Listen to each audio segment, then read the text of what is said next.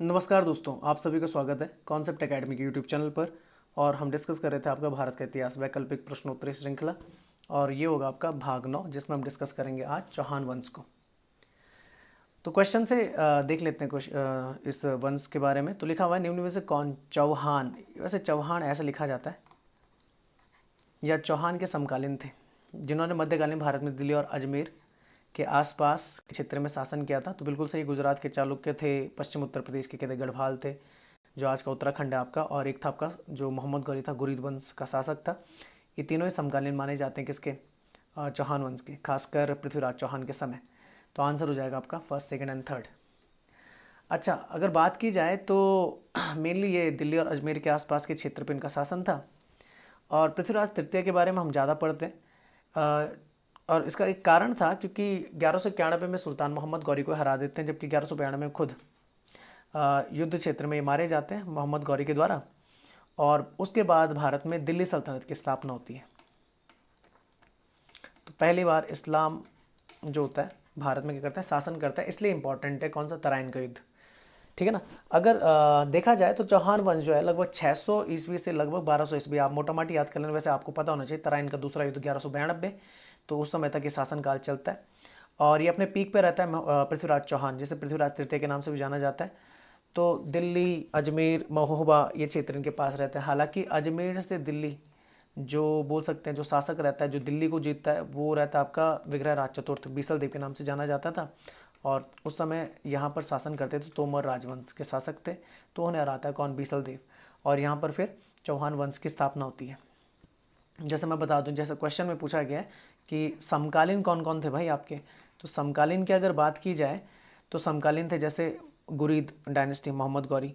लोहार डायनेस्टी थी तो आपकी कहाँ पर, आपका जम्मू एंड कश्मीर में। चौहान तो खुद इस तरफ थे आपके, अजमेर, और किस तरफ, राजस्थान, मतलब राजस्थान की तरफ थे।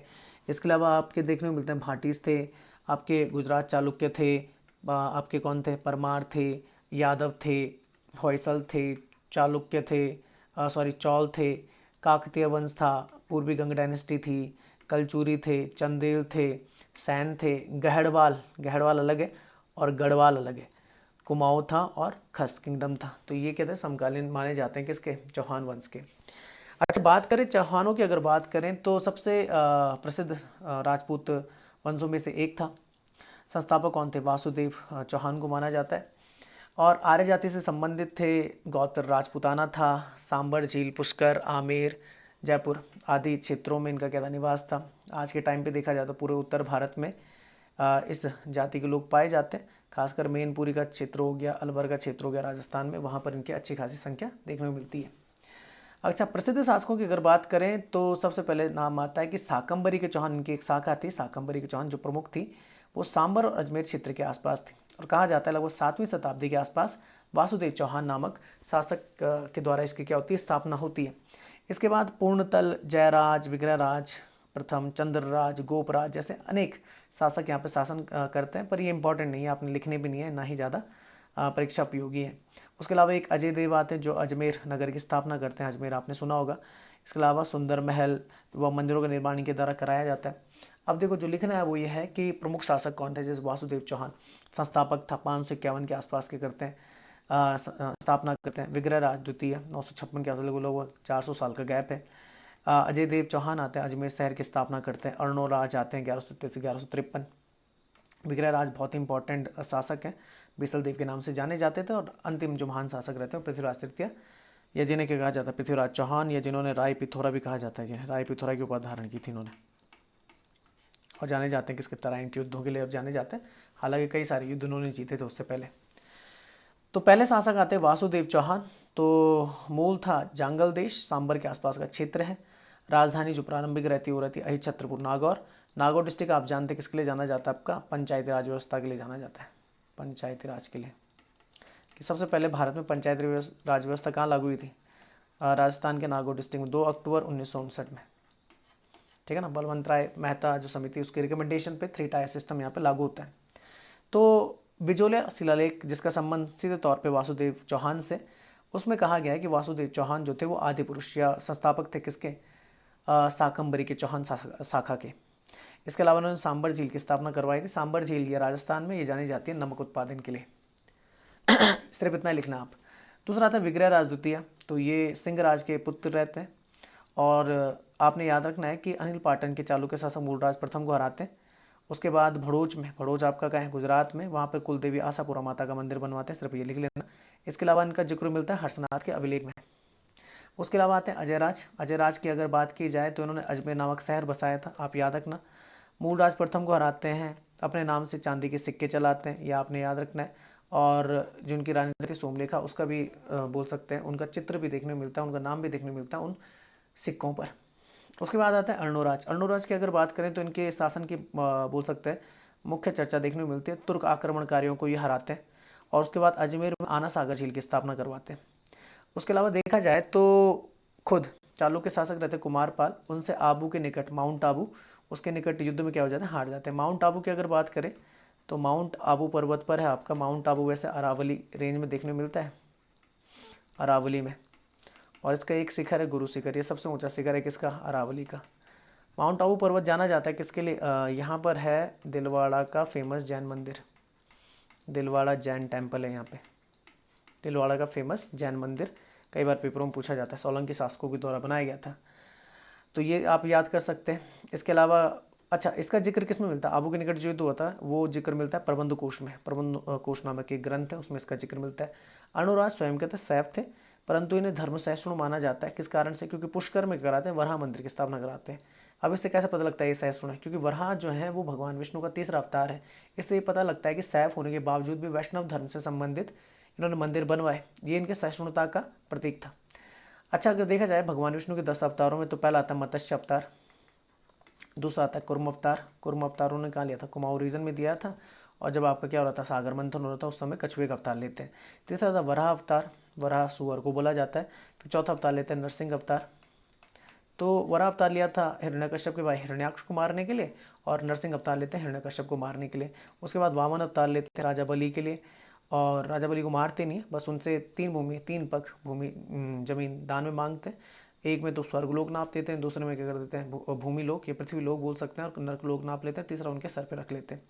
वामन के बाद जो फिर अवतार आता है परशुराम अवतार आता है, जिसमें ये पूर्ण अवतार लेते हैं मनुष्य के रूप में। फिर आता है राम अवतार, फिर आता है कृष्ण अवतार, ठीक है ना, जिसमें 24 कलाओं में निपुण माना जाता है कृष्ण को। उसके बाद आता है गौतम बुद्ध अवतार, ठीक है ना, गौतम बुद्ध को भी 9वां अवतार माना गया। और 10वां आता है कल के अवतार, जिसे भविष्य का अवतार माना गया, अब तक इसने जन्म नहीं लिया ऐसा कहा गया है। अच्छा, फिर आते हैं विग्रहराज चतुर्थ, सबसे इंपॉर्टेंट बोल सकते हैं शासक थे। 1153 में अजमेर की गद्दी पे बैठते। गजनी का शासक रहता है। वैसे गजनी जो आप पढ़ते हैं तो महमूद ऑफ गजनी या महमूद गजनी का नाम पढ़ते हैं, जिसने सोमनाथ के मंदिर पर लगभग 17 बार आक्रमण किया था और उसे लूटा था। तो गजनी का एक शासक रहता है, उसका वंशज रहता है अमीर खुसरो शाह हमीर, उसको हराता है। और दिल्ली में तोमर शासक का अंत करते हुए दिल्ली में क्या करते हैं, सत्ता को स्थापित करते हैं। तो ये वो शासक थे जो अजमेर के अलावा दिल्ली को भी जीत लेते हैं। एक अच्छे योद्धा और सेनानायक होने के साथ साथ विद्वानों को आश्रय देते थे। और सोमदेव नाम का जो प्रकांड विद्वान था, जिसने ललित विग्रहराज नामक नाटक की रचना की है, वो इन्हीं के दरबार में था। और आश्रय देने के कारण इन्हें कवि बांधव के नाम से जाना जाता था, यह आप लिख लेना। इसके अलावा देखा जाए तो विग्रहराज चतुर्थ खुद एक क्या थे, कवि थे। और हलेकेली नामक नाटक की इन्होंने क्या की थी, स्थापना की थी। चौहानों का स्वर्ण युग इन्हीं के काल को कहा जाता है। अच्छा, आगे चलें तो पृथ्वीराज तृतीय की अगर बात करें तो ये अंतिम प्रतापी सम्राट थे। पृथ्वीराज तृतीय के नाम से जाने जाते थे, राय पिथौरा इनका नाम था, यह उपाधि थी। 1166 में जन्म होता है। अजमेर के शासक सोमेश्वर, उनकी पत्नी रहती कर्पूरी देवी। तो अहिंद वाटन में इनका जन्म होता है। पर क्या होता है कि पिता की अकस्मात मृत्यु के कारण 11 वर्ष की आयु में इन्हें क्या करना होता है, गद्दी संभालनी होती है। अपनी योग्यता और वीरता के आधार पर तो ये प्रबंध तो संभाल लेते और धीरे धीरे करके अपने शत्रुओं को करने लग जाते हैं, दमन भी करने लग जाते हैं। और एक दलपंगुल नाम की उपाधि धारण करते हैं। दलपंगुल मतलब होता है विश्व विजेता। पर होता क्या है कि मोहम्मद गौरी से युद्ध, जो तराइन का युद्ध, उसके लिए ज़्यादा जाने गए। खासकर जो प्रथम युद्ध था, तो प्रथम युद्ध में तो ये जीत जाते हैं। पर जो दूसरा युद्ध रहता है वो निर्णायक युद्ध रहता है, क्योंकि गौरी क्या कर देता है, पृथ्वीराज चौहान को हरा देता है। और युद्ध के दौरान बोल सकते हैं कि पृथ्वीराज चौहान की क्या हो जाती है, मृत्यु हो जाती है। और उसी के साथ साथ, क्यों इतना इंपॉर्टेंट तराइन का दूसरा युद्ध, क्योंकि इसी के साथ भारत में मुस्लिम शासन की क्या होती है, नींव पड़ती है। पृथ्वीराज चौहान के अगर सैनिक अभियानों की बात करें तो पहला चलता है अपने चचेरे भाई नागार्जुन के खिलाफ। नागार्जुन क्या करता है कि जब पृथ्वीराज तृतीय पृथ्वीराज चौहान शासनकाल संभालते हैं तो उनका चचेरा भाई नागार्जुन उनके खिलाफ विद्रोह कर देता है। तो ये अपने मंत्री कैमास की सहायता से क्या करते हैं, गुड़गांव जिसे गढ़ापुरा भी कहा जाता है, वहाँ पर क्या करते हैं, नागार्जुन को हराते हैं। इसके अलावा 1182 ईस्वी में करते हैं भरतपुरा, जो आपका राजस्थान, मथुरा यूपी, उसके बीच के क्षेत्र में भंडारकों के विद्रोह का दमन कर देते हैं। उसके अलावा महोबा के चंदेल शासक रहता है परमारदेव, उसको हराते हैं। उसके अलावा गुजरात के चालुक्य शासक रहते भीमदेव द्वितीय, उनके प्रधानमंत्री जगदीश प्रतिहार, उनको नागौर के युद्ध में हराते हैं। नागौर आपका राजस्थान में, जैसा मैंने बताया था। दोनों के बीच में क्या होती है, मैत्रीपूर्ण संधि होती है और इसी के साथ चालुक्यों और चौहानों के बीच की जो शत्रुता रहती है, जो बहुत लंबे समय से चलती हुई आ रही थी, वो समाप्त हो जाती है। कन्नौज की अगर बात करें, कन्नौज यूपी में, तो वहाँ के गढ़वाल शासक रहते जयचंद। जयचंद और पृथ्वीराज की दोनों की बहुत अच्छी नहीं बनती थी और इनके बीच में संबंध रहते वो और ज़्यादा कटुपूर्ण हो जाते हैं जब जयचंद अपनी बेटी का संयोगिता का स्वयंवर रखते हैं और पृथ्वीराज क्या करते हैं, स्वयंवर से क्या कर देते हैं, संयोगिता को उठाकर ले जाते हैं। इसके बाद क्या होता है कि जयचंद क्या करते हैं कि मोहम्मद गौरी को इन्वाइट करते हैं पृथ्वीराज को हराने के लिए तराइन के युद्ध में। तो दूसरे युद्ध में आप जानते हो मोहम्मद गौरी पृथ्वीराज चौहान को हरा देते हैं। पर यह भी जरूर जान लीजिए कि मोहम्मद गौरी खुद जयचंद को भी हराता है 1194 ईस्वी में चंदावर के युद्ध में। तो खुद जयचंद चंदावर के युद्ध में हार जाता है, किससे, गौरी से। तो ये था आपका चौहान वंश। बहुत ही शॉर्ट लिखना है आपने, ज़्यादा कुछ है नहीं। जैसे कौन कौन से शासक है जो आपने थोड़ा दिमाग में रखना, जैसे वासुदेव हो गया, उसके बाद आपका कौन सा विग्रह राज हो गया, सॉरी आप विग्रह राज आपका हो गया, द्वितीय था आपका अजय राज हो गया, अजय राज हो गया। उसके अलावा कौन सा था, अर्णोराज हो गया। उसके अलावा विग्रह राज चतुर्थ था जिसका नाम बिसल देव था। और एक थे आपके कौन, आपके अंतिम शासक पृथ्वीराज चौहान। इनका नाम याद रखना है। पृथ्वीराज चौहान के पिता का जरूर नाम आप याद रखना। पृथ्वीराज चौहान के पिता का नाम सोमेश्वर था, सोमेश्वर चौहान था। माता का नाम कर्पूरी देवी था। तो ये आपने याद रखना है। तो होप कि आपको वीडियो पसंद आई होगी। तो मिलते हैं फिर किसी नेक्स्ट टॉपिक के साथ अगले दिन। तब तक के लिए जय भारत।